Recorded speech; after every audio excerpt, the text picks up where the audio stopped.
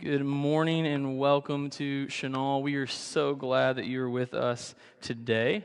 I want to let you know of the next sermon series that we're going to be doing is kind of all Thanksgiving food related. And so to pull that off, I would like some help from some of you. So if you have a recipe for an apple pie or bread, talk to me. I want to use that in the next sermon series that we're going to do. It's going to be fun. You will not have to be on stage. There will not be like a oven up here. We're not doing anything like that. But if you can either make an apple pie or bread, please talk to me because I would love to use you in the next sermon series. So this morning, I want to tell a story that is going to be a bit awkward because it's about a job that I didn't get. I want to go ahead and say I'm not looking for a job, Craig, unless I need to be. But I'm not looking for a job. And it got to a point to where after the visit, they were like, okay, we're just going to let you know that it's between you and another person. And I was like, okay, let me know, I guess. And if you've ever been a part of a process like that, the longer the time goes in between that conversation and the next one, you kind of realize, like, okay, they've clearly decided to go with the other candidate. And I remember it was a Saturday, which is a great time to call somebody and tell them they didn't get the job. But it was a Saturday afternoon. We were outside and we were playing with the kids, and I got the call, and they just said, hey, man, just want to let you know we're going in a different direction, but thanks for interviewing. We appreciate it. And I did the thing where I was like, oh, thanks for the opportunity. Glad to have the conversation. Blessings on kind of this person. Hope he fails. But I'm a real person, Now, I'll say this because in processes like this, if you've applied for a job, you often put references on there. And to me, that's the worst part of the whole process, is when you don't get the thing that you think you wanted, having to call those people that went to bat for you and say, hey, just updating you, didn't work out, I'm good. And so I started to do that process.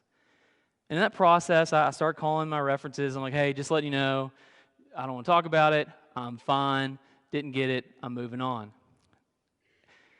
If you've ever been in a situation like that, where you have a group of people that care about you, what we often do is sometimes we just have to say something, right?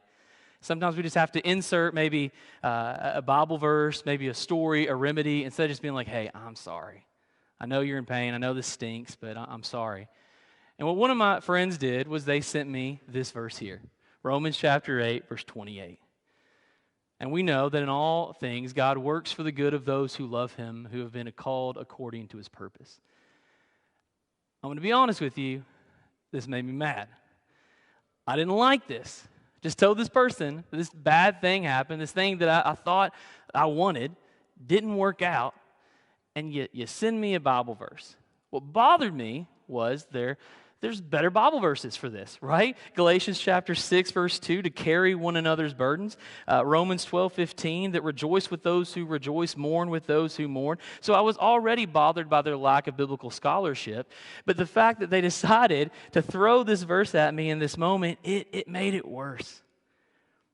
Like I'm supposed to be okay and push away my feelings because this Bible verse tells me that good will come out of it.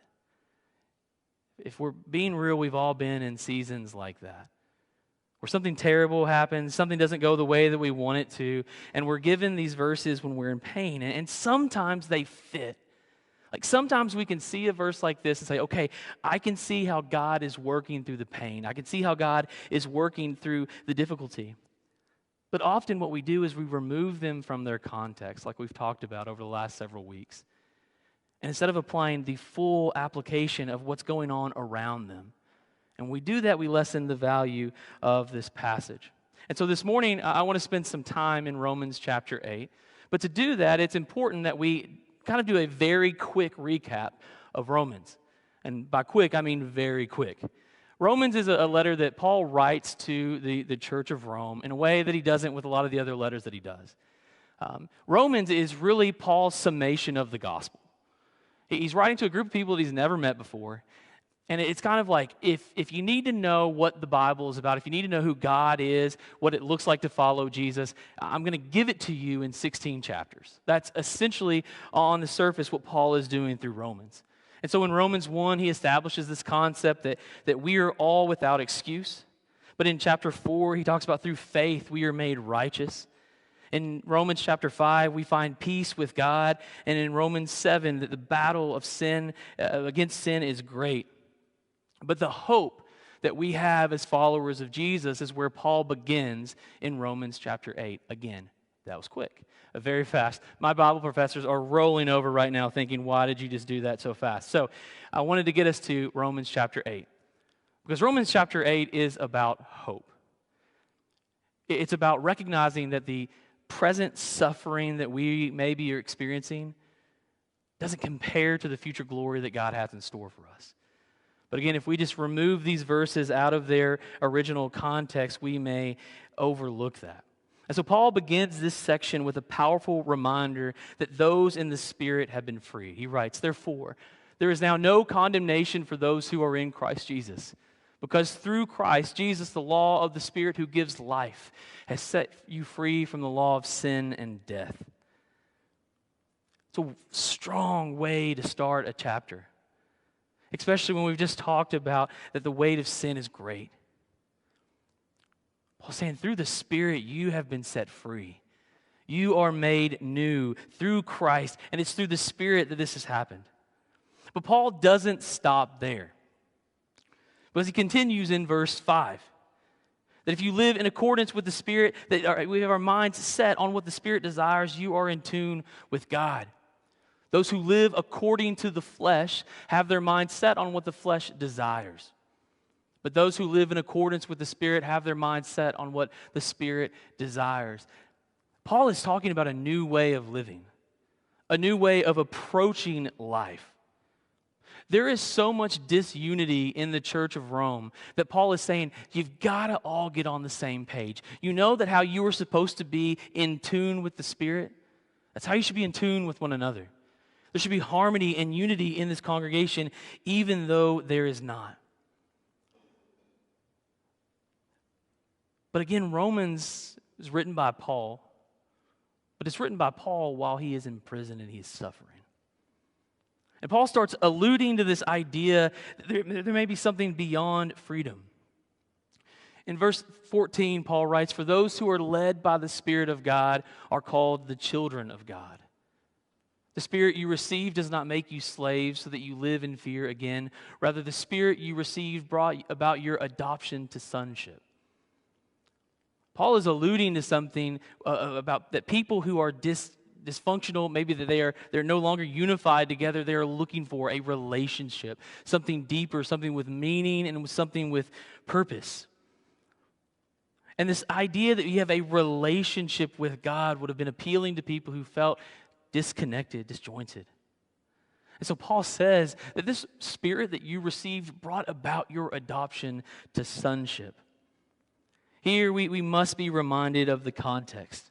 We must remember that Paul is writing this letter to the first century church and maybe not to Bryce in Arkansas in 2023. And if we remove the context that Paul is writing from prison, that Paul is writing while he is suffering, we remove the intent. See, Paul is actually introducing something here that is fascinating and beautiful. Paul is introducing the idea that we are made to be partners with God in creation. You remember in Genesis chapter 1 where we are told that we are made in the image of God. God's image bearers are made to reflect His purpose in this world and reflecting the praises and prayers of the world back to God. We have a purpose. We have a function. And Paul is saying because you have that relationship with God, that is how you are called to live. That is what you are called to do. I mean, this is a sermon that Paul is giving us. He's hitting all the high notes that churches would say, amen, let's go, Paul, let's do. I mean, like, he is leaning into this language that you were called to do something greater, that you were called to live with purpose. And it's that freedom that we receive in the Spirit that allows us to live this way. And this is how we know that Paul is talking and coming from a context of suffering. Paul says, I consider that our present sufferings are not worth comparing with the glory that will be revealed in us. I mentioned earlier that this whole section, chapter 8 to me, It's about Paul recognizing the present sufferings, the pain, the hurt, maybe even the physical ailments that we have. The present sufferings that we endure do not compare at all to the future glory that God has in store for us. And so Paul moves forward with this idea of groaning of creation. Paul writes in verse 22, "We know that the whole creation has been groaning, as in the pains of childbirth, right up to the present time. Not only so, but we ourselves, who have the first fruits of the Spirit, groan inwardly as we wait eagerly for our adoption to sonship, the redemption of our bodies." When Paul starts writing about this idea of groaning of creation, here Paul acknowledges that pain is present in the world, that suffering, that sadness, you fill in the blank, that we endure. This is one of those verses and those references that Paul makes that reminds us that we are not alone.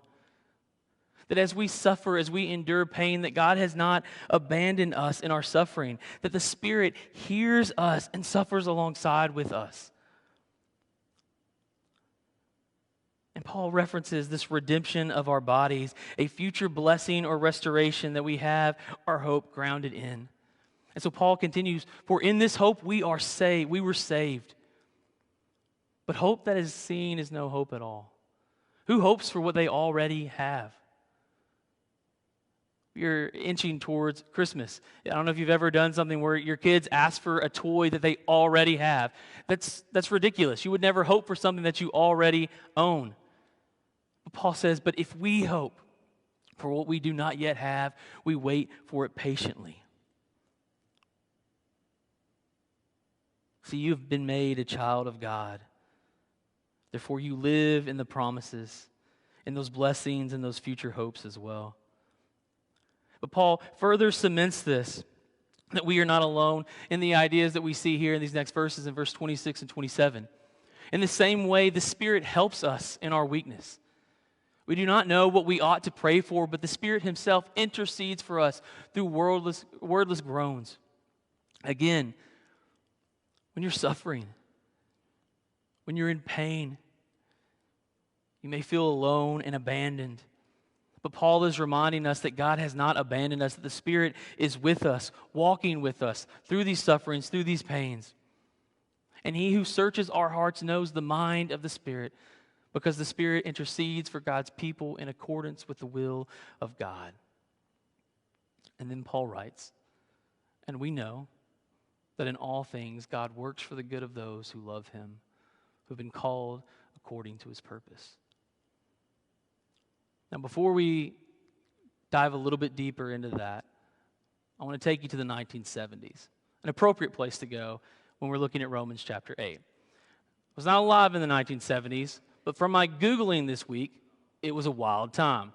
A lot of fun was had in the 1970s, particularly in the basketball world. I want to share a little bit about the St. Louis Spirits. I like to give credit where credit was due, and Johnny Tollett reminded me of this story.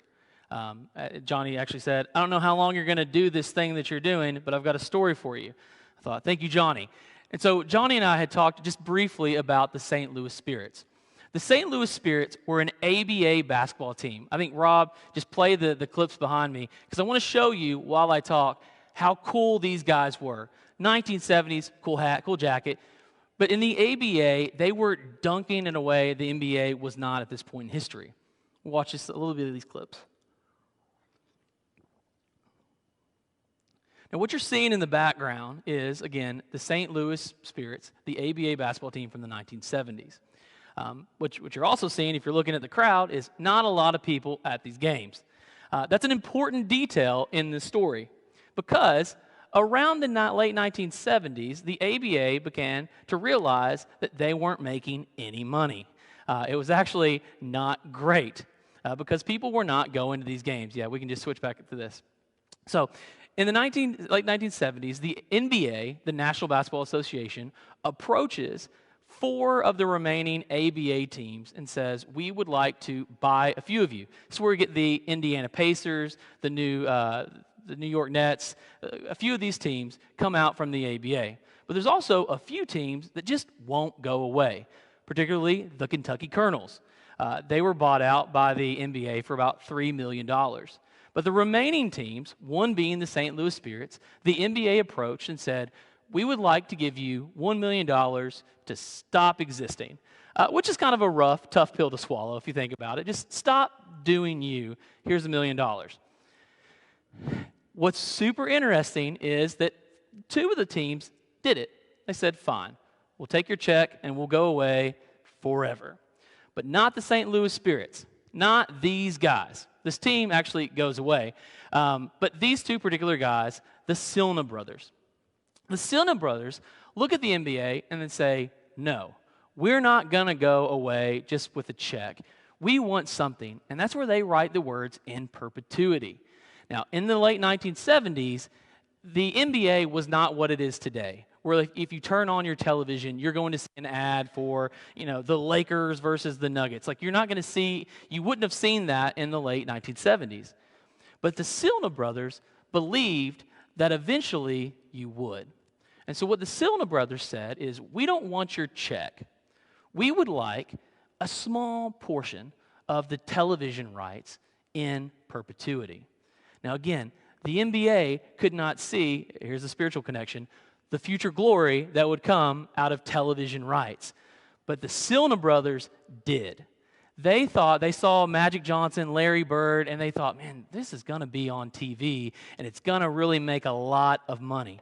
And so what they decided to do was, I think it's around 1.7% of the NBA's television rights. At this point, they no longer own a basketball team. What they have is this future hope. They have like 1.7% of the television rights of the NBA in perpetuity. It is estimated that in 2014, the Silna brothers had made over $800 million from this television deal, and they never owned a team. That is bonkers to me.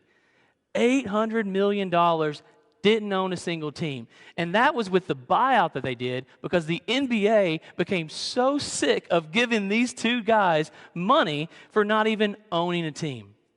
I use these two cool dudes from the 1970s to bring up this point of that they saw a present situation and said, man, hey, I think that in the future there's something in store for us that may be more rewarding.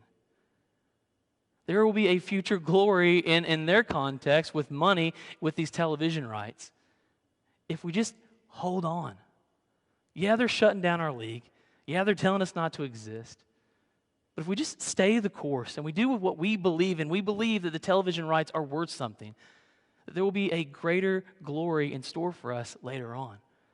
And again, these two dudes, David and Ozzy, make over $800 million from the NBA without ever owning an NBA basketball team.